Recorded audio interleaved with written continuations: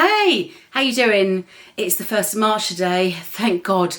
Do you know what? I'm sure you're the same. I just cannot bloody wait for spring. This winter has just felt to me like the soggiest, gloopiest, muddiest mess I've ever known. So yeah, very pleased about that. I'm still waiting for the fire horse energy to kick in though. I'm not feeling it. I'm bloody knackered. How are you feeling?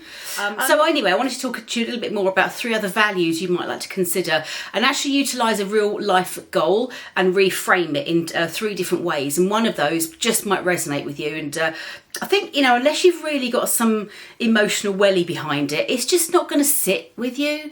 And if it doesn't sit well with you, you ain't going to do it, are you? So I don't know if you've heard of the term so within as without. It's part of the hermetic principles of life. I've written a lot more about this on my blog and my website, which I'll put the link to below. But also you might be interested in the Substack piece, which is a bit of a longer piece. And I go on a tiny rant about money, women and power. But on here, not so much. I'm going to really just have a chat and just be helpful, I guess. Before I just delve into those 3 little reframes for you, which you can write down and have a think about in your own time, or pause the video and do it as you go. I do want to kind of just set something up from the get-go. If you're watching this just looking for something to help you get in the mind frame of, you know, sorting your money out, kudos to you for doing that, absolutely. But I do want you to know and feel really confident and reassured you don't have to do it alone. You know, this is what I do for a living. I do help people one-on-one. I do workshops, live workshops for businesses, for their employees, and I also do a lot of one-to-one sessions with individuals and with employees. And do you know what? Just sitting and talking about how you feel, the problems that you're going through, I love helping people do it. I'm not suggesting for a second I have every answer in the world. I don't think anybody does. And actually, I think the person who's got the best answers, they're in you. You know really in your heart and soul what's important to you and where you want to be headed. So I think I can help you do that. I can help bring out the best in yourself. Okay, so let's have a little look. I am going to refer to my phone because I got my blog up on my phone, or I should just ramble on forever and bore you to tears. All right, so the first one is nourishing. The second one is respecting, and the third value is called protecting. Now, the first video you may have watched it already. If not, you can watch that. It was on nurturing. And I just want to kind of bring about those 4 kind of nice principles in terms of having those values within. It helps you to see things differently without. Hence my reference to the hermetic principle. You can change the way you see the world. It takes a lot of courage, it takes a lot of work, it takes a lot of thinking, it takes a lot of doing. But I think it's very important to know that regardless of how you're feeling right now, just starting to have a few reframes in your mind and your belief and applying some of that, albeit slowly, it will start to change your external world. Okay, so the first one then, nourish. So nourish for me is all about how you feed your soul, your financial well-being, how you make it come to life. Breathe some life into it, and that can be watching mine and other people's videos, reading a variety of things, for anything from the Financial Times, you know, to my blog. And anything in between. Feeding your soul when it comes to understanding the practicalities of managing your money and starting to set goals so that you can achieve them and feel like you're getting on in life. Because I think when you don't set any goals at all and you just live day to day, that's lovely. But maybe without that initial goal set and without a little bit of checking in, a bit of accountability, and a bit of a looking back to see how far you've come, a bit of reflection, I think every day kind of blurs into one, every year blurs into another year. And you think, God, how is it already March? You know, having those little stepping stones, I think, helps to propel you forwards in life and build a life that you're really proud to be in, build a life that you really love. Okay, so a little more at nourish. Clearing your debts is the overarching sort of goal I was suggesting in the nurturing video. So thinking about, I want to clear all of my debts, apart from, you know, mortgage, clearing all of our credit card and overdraft debts by the end of this year. Okay, as a very basic principle when it comes to a goal. So through the lens of nourish, this is how it might look for you. I'm clearing my debt to free up income that nourishes my choices, my lifestyle and my peace of mind. Now, I know that peace of mind is something that most of us want throughout most of our lives. We don't necessarily crave a whole load of drama. Some people do. If you do, you probably aren't interested in what I'm talking about, because your focus is going to shift away from feeling lack, from feeling sacrifice. I think when you've got debt especially, it feels like that proverbial albatross around your neck. It just constantly hangs off you. Depending on why you're in debt, there's a whole host of reasons why you could be in debt. Some of it might be just poor choices. Some of it just shit that happens in your life, and other things. There's a whole host of things that, you are where you are. You might be in the midst of, having just going through a divorce or something like that, and it's just, it weighs heavy, right? So, with regards to your focus shifting away from sacrificing every penny you've got towards that debt, knowing you've got an end in sight is going to give you that gain at the end of it. Your brain associates repayment with actually expansion, an expansion of life afterwards. It's having that light at the end of the tunnel, isn't it? So, respect. Let's have a little think about respect. Respect framing for me is about having that sort of, I suppose it's a bit of a, without sounding a bit headmistressy, it's about having a bit of self-control. It's about having a bit of sort of parenting skills for yourself. It's telling you really ought to, stop there. You've probably had enough when you're thinking about buying something or eating something, whatever it might be. It's just having that level of self-respect, that integrity piece.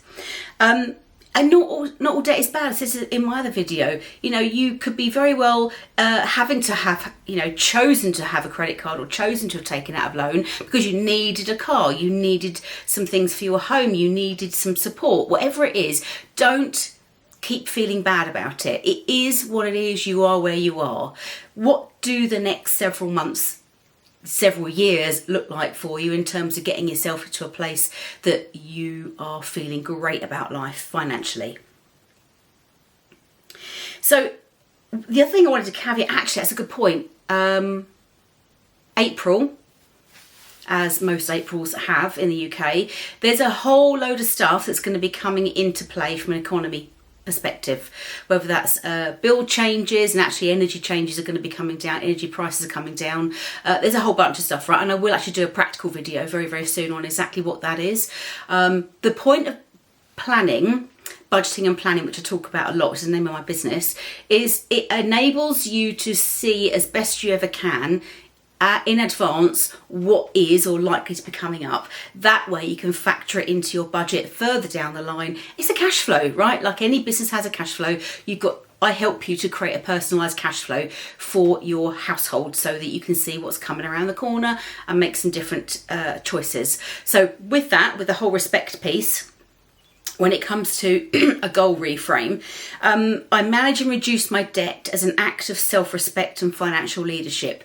Now, this is a really interesting one, financial leadership. I don't know how you feel about that turn of phrase. It can really give you a bit of gumption, can't it? It can make you feel quite strong. And I think that's a really great turn of phrase and a great thing to come at it from a different angle when you're approaching your debt repayments, as an example, because I think sometimes you can feel like you're on the back foot, like you're feeling like you're not in control. I get that a lot actually from people. They feel they're not in control. Yeah. It kind of creates dignity instead of guilt. Oh my God, guilt is absolutely huge. I'm going to make a video on guilt at some stage as well. Guilt, shame, all that stuff, it just drags you down, doesn't it? Well, enough. I believe in you.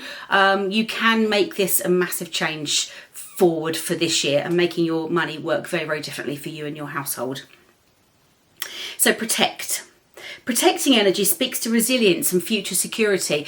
There's a huge amount of conversations going on right now in the financial wellbeing world, and it is all around resilience.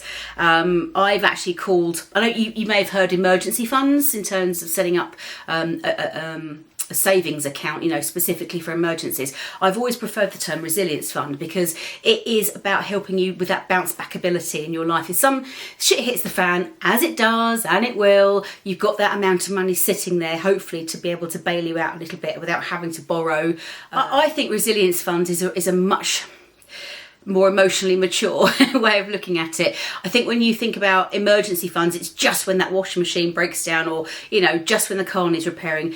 It can and will be utilised for that as well. But a resilience fund has the connotation of giving you that bounce back ability. You know, it gives you that flavour of, yeah, that energetic resilience, which I really like. So let's have a little look at that goal reframe when it comes to having a sort of protect element to your approach. So same exact financial goal, which is the paying off the debt by the end of the year. So here's how you might want to reframe it for yourself. I'm reducing my debt to protect my future income, options and emotional well-being. So don't these feel so much better? How do you feel about this? Do you think this is going to be quite a useful way of reframing some of the things that you're thinking about already? So I'd love to know what sort of goals you're working on. So do pop it into the comments if you feel comfortable doing so. If your inner world feels in chaos, there's every chance, of course, your outer world will reflect exactly what you're putting out there. You know, your change, whatever change you would like to start to make, comes from within. And you're creating your own alchemy. Our lives are completely different to what they were a few years ago, and that's through choice. You know, we lived a lovely life in Kent, albeit in a very small little house. We loved it, but we sold house, we sold business, and we're now living here in the southwest France without a mortgage.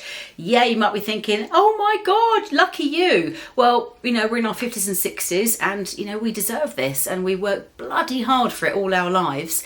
No, things haven't always gone to plan. They still aren't going quite to plan. You know, budgeting and planning, I love planning, but there is a point to it at which you just think, let's not plan too specifically, because life's going to throw you a whopping great curveball / wrecking ball, and it will, and it does.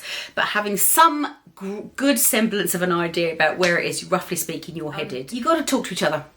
And you've got to make this a team effort. If you're living solo, which I did for most of my life, for 20 plus years, literally living solo, I know exactly how this feels when it's just you, yourself and you. Maybe you have a dependent who, one or two or more children, you know, who are looking to you for support and advice. Maybe you've got an older parent who's looking to you for the same thing. Sandwich generation, you know, us in our sort of late 40s through 50s, you know, we are in that generation where everybody kind of needs a piece. I want to ask you and to invite you to put your questions in the comments below. If it would be useful, for example, if you like the idea of this, but you'd like me to actually give you some more specific examples of some other goals that you may have set yourself, and how I might like to reframe it for you so that you can perhaps have something tangible to work on, please let me know in the comments what your goals are, and I will do my very best to answer those questions for you in the comments. But March is now here finally, and the sun is out a little bit, or it's starting to set now. It's Sunday late afternoon, and March is very much going to be around having a seasonal reset, a refresh, a spring clean, if you will, of your finances, and I'm going to have some great e-guides and things to talk you through. So please subscribe, give this little video a like, drop your comments below, and let's stay friends. Thanks.